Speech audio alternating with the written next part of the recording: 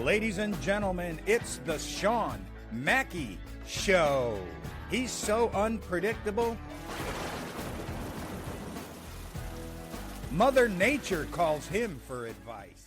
Well, here we are, Season 2, Episode number 4. Looks like we got 2 more episodes before we start posting on Tuesdays, Fridays, and Sundays. We got this week and next week before the NFL kicks off into full swing, which is perfect because I want to get into today. Oh my goodness. How could so many writers get it wrong? I mean, we went into week 1 of the NCAA season, and this is going to touch on, I talked on a previous episode where the whole ranking system boggles my mind, right? Texas finished out last season, I believe, losing to Ohio State in the semifinals. Ohio State goes on to win the national championship. Texas ends last season ranked number 5. They start out this season with Texas ranked number 1 and Ohio State ranked number 3. And oh my goodness, those rankings are changing in week 1. And not only that, there were several other upsets that went on this week in week 1 that the writers, I just envision them like someone like panicking and sending out a message to everybody, and then they gather up together. It's like 2 a.m. and they're just like, oh my God, how did we get it so wrong? Holy shit. We got to go back and reevaluate things. I'm like, well, yeah, there's going to be a lot of reevaluating going on this week. And, you know, and it's almost like a lot of them came out and were like, we'll just, clear on Heisman favorite, Arch Manning. And I'm not impressed. First of all, haven't been impressed with Steve Sarkisian for the entire time he's been the Texas head coach. And I'm going to tell you what, I'm a Texas fan.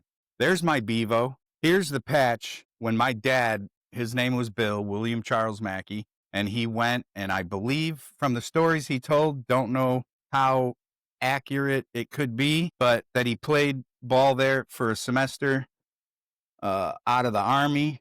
I'm a Texas fan, and I was not impressed with Arch Manning one bit. This kid could never get into a groove. I feel like Sark was outcoached. They were outplayed. Ryan Day, hate him, love him, whatever. Ohio State is one of those teams that fall into my 3 to 4 team realm of how badly I hate them, so that if they play each other and it's the only opportunity I have to watch, I kind of have to decide who I'm going to root for based on those feelings. And it's Michigan, Ohio State, and Notre Dame.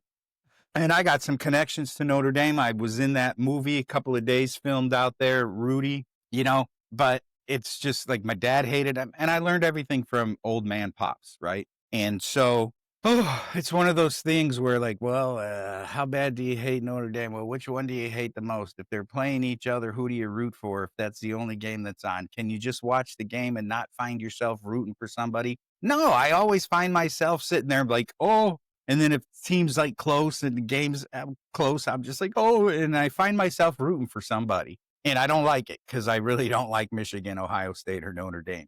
But a lot of upsets this weekend. And the writers, I mean, they got it completely wrong.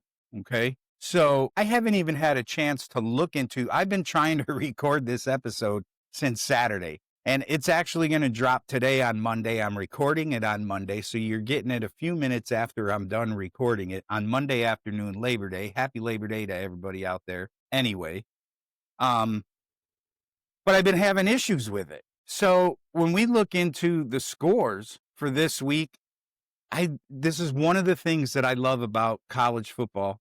And as I'm following every season, I love to look and see, just based on the rankings, who upset who, right? So you expect that a higher ranked team is going to always come out and beat the lower ranked team. And that's not always the case. We know any given Sunday, an entire movie made to it. If you've played the game, you can beat a team. They can beat you if you're the odds-on favorite, all day long. Right off the bat, I click on ESPN's scores for week 1, and number 22, Iowa State upsets 17 Kansas State. 24-21. So that's a big deal there. South Florida, unranked, come out and stun number 25, Boise State. Well, bottom of the poll, right? It's always the top 25. So that's 2 right off the bat. Incredible. We know Ohio State beats number 1 Texas, so that's a big deal. Number 9 LSU comes out and upsets number 4 Clemson. So that's kind of huge. Florida State 31-17 over Alabama. Number 8 Alabama. Holy crap. Dylan DeBoer, he's getting all sorts of trouble and shit written about and talked about him after Saban's gone, right? Man, what is this, 5 games already into the top 25 that we've seen some basic upsets. Now, some of the other teams, the top-ranked teams, playing non-ranked teams, doing what they're supposed to do, getting the damn job done. But the writers got it all wrong. And that goes to, so you got the AP, you got the coaches poll, the USA coaches poll, like the channels ESPN and CBS Sports and Fox, they might put out their own polls. And everybody's got their opinion on who's better. And what does it go down to? It comes down to how did they finish the season last year? What's their strength of schedule this year? Who did they pick up? Who do they have on paper? How do those players compare to the other players on paper? And that's all these writers, the people who get to write every day about sports. And it's great because they're out there, they're getting to watch the games they're playing. And I'm running this podcast, but I'm not getting paid to write or be a talk show host. So I'm not 24/7 into the sports. So I maybe I'm limited to where they're at, but you could go back and listen to episodes of my podcast. When we get into a little bit of Cubs news here later today, was I wrong? I don't think so. So I kind of know what the fuck's going on. And so when you have these polls that always fluctuate and then you take game by game, and I wish they would but you got to rank them somehow. How are you going to figure out the top 12? You get down to the end of the season and you got some teams and you got a whole bunch of teams. Let's say they all end up with a, 9-3 record, or how many ever games they're playing now. It's usually around 12. You got to be able to rank them somehow to figure out who gets seeded where, how the playoffs go. It's nice when you look at the NFL and Major League Baseball and they have things in divisions and they have everything broken out. So you look at your schedule and those teams that win the divisions get those playoff spots. And then you have what they call the wild card, but they haven't figured this out yet for college football. And that's a big problem right there, because you get to the end of the season and all your normal, whatever you would rank top teams they're all tied, maybe have the same record. Who knows, for whatever reason, why. You still need to get 12 of those teams into your quote unquote playoff. You have to be able to rank them somewhere. So all these rankings come out throughout the season and it boggles my mind. First of all, I love looking at and seeing, oh shit, who upset whom, and I'm hoping sometimes I'm watching one of those games and I'm just like, yeah. And I'm always rooting for the underdog in the game. I don't want the powerhouse to win all the time. For me, that's boring football. If you have the same teams all the time every year, you talk about parity in the NFL and Major League Baseball, and that's what they're trying to get to. You want different teams winning this thing and being the top guy or the top team every year. You don't want it to be the same. The same is absolutely boring. It's nasty. We want to boo it.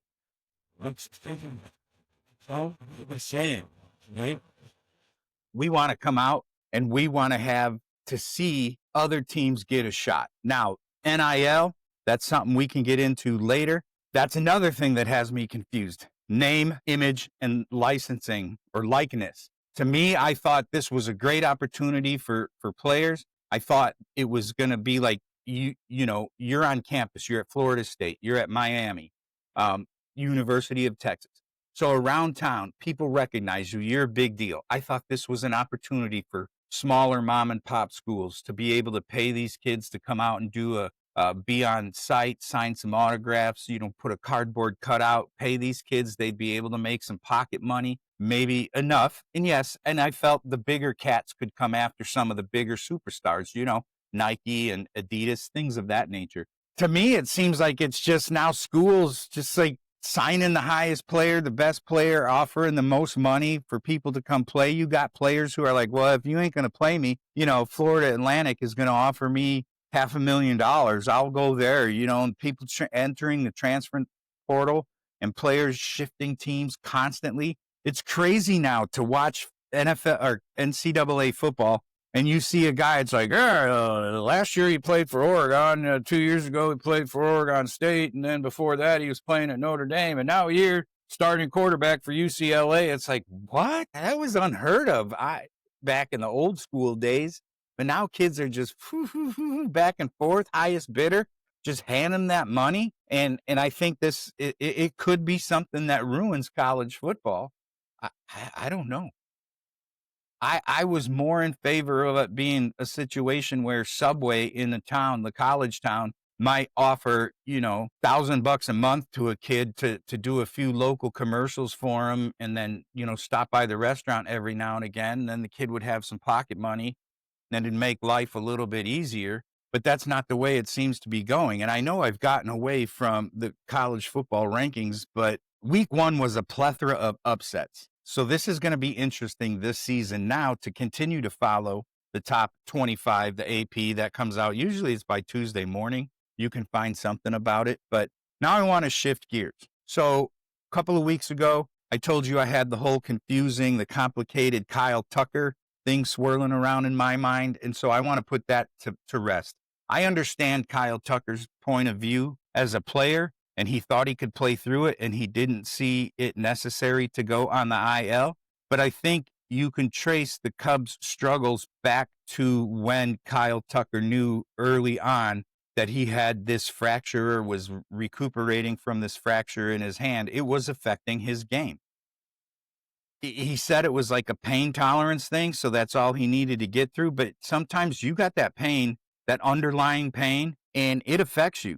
You might change the way you hold the bat, the way you swing just ever so slightly, and that's going to affect your timing, and that could put you into a slump, right? And he starts to go in this slump, and the Cubs start to go in this slump, and they start losing ground in the National League Central, and the Brewers start gaining ground. Now the Brewers are in first place. The Cubs are the top wild card team, but this team wasn't built to be a wild card team. No way, no how. And I don't think they go on. Yes, teams have gone on to be the wild card team and win the World Series. I don't see that happening with this Cubs team. It's a mental thing at this point now. Now you signed Carlos Santana. You pick up Aaron Savali off of waivers. Okay, Santana's hitting well against lefties. He's a switch hitter. Bush has struggled against lefties. Santana's a really good first baseman, so you got to love that. So now I see a platoon situation going on. Santana can help you. If he comes over, if he's one of these guys that you sign and he comes over and he gets absolutely hot and like he finished the season with the Cubs in this next month and it's like, oh, slash line with the Cubs was 246, 13 home runs and 48 RBIs or some shit like that.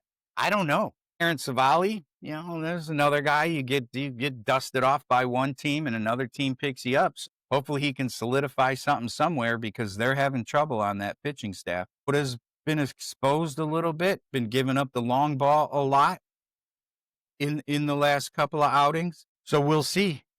With September 1st, we're moving into crunch time.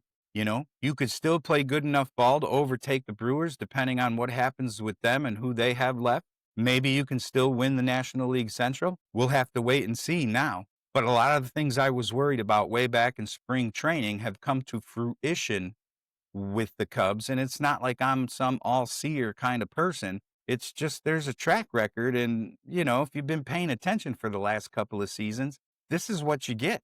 This is absolutely what you get. Okay? So, playing the Braves, took 2 out of 3 against Colorado. We'll see. We'll see what happens as we move forward. It's September 1st. Crunch time, Cubbies. Let's see what you got. Not much to talk about in the world of the Chicago Bears. Flurry of, cut down the roster by Tuesday. Dropped a couple of guys so they could sign a few guys that had been cut and then pick those guys up. I think Scott Daly and Duvernay. got let go, but then picked back up. I was looking at their current roster, so those two guys are on there. Not a surprise on who made the roster. I'm glad to see they're going to continue to give Kiran Amagaji a shot on the offensive line. Theo Benedette makes the team. Luke Newman, here's a guy. Some guys coming out playing. We need depth on that offensive line. Like I said, you fix this offensive line. The running back room, I think they'd been working out DJ Moore at running back at some point. And that wide receiver core is set, but not a lot of surprises on who got cut with the Bears. Bringing back Jalen Jones after he got cut. Za Frazier, who got drafted. I thought this kid would compete and maybe overtake Tyreek Stevenson. He's not going to play this year for some personal reasons. So I think there's still going to be some moves made here. You got a week to go officially. Will the Bears start out Monday night against the Minnesota Vikings?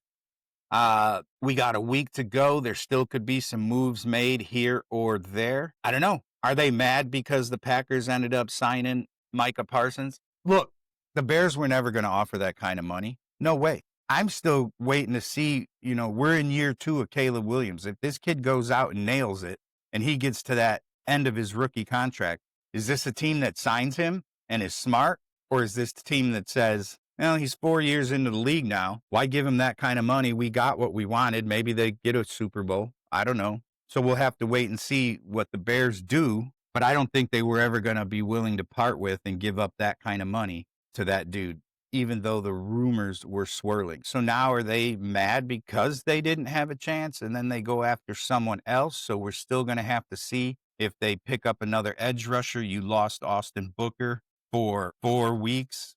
And I think this dude, I thought I heard that they said that he led the NFL in sacks this preseason, like 6 or something like that. I don't know, 3. I'd have to look it up. But again, just trying to get this episode in. We really wanted to talk about the NCAA because our episodes now that we will post on Sundays will be nothing but NCAA. If you haven't listened to the last couple episodes, the new schedule rolling out, we're gonna record and post.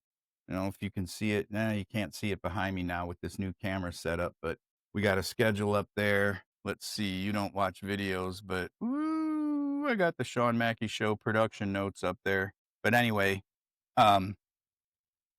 we're gonna take in all of the NFL action Sunday and Monday, and we're gonna post and record, or record and post. I think that's the order you have to do it in on Tuesday. Then we're gonna take in all that Major League Baseball news and the NFL news between Tuesday and Friday, and then record and post on Friday. And then we're gonna dedicate our Sunday episode to the NCAA. So we're going to go back to our roots. We're going to get in, we're going to get out, we're going to hit it, we're going to quit it. We're not going to waste a lot of your time. Our new episodes after next week moving forward will be 15 minutes long. We're going to get in and do our thing. A lot of pressure for us. We got to make you laugh a lot more, 3 times a week. So that's all I got for this week's episode. I'm glad I was finally able to get it in. Peace, y'all. See you when I see you. Hey, if I made you laugh, made you think, or even made you smile, please tell all your friends. If I didn't, just keep that shit to yourself. Thanks for listening to The Shawn Mackey Show.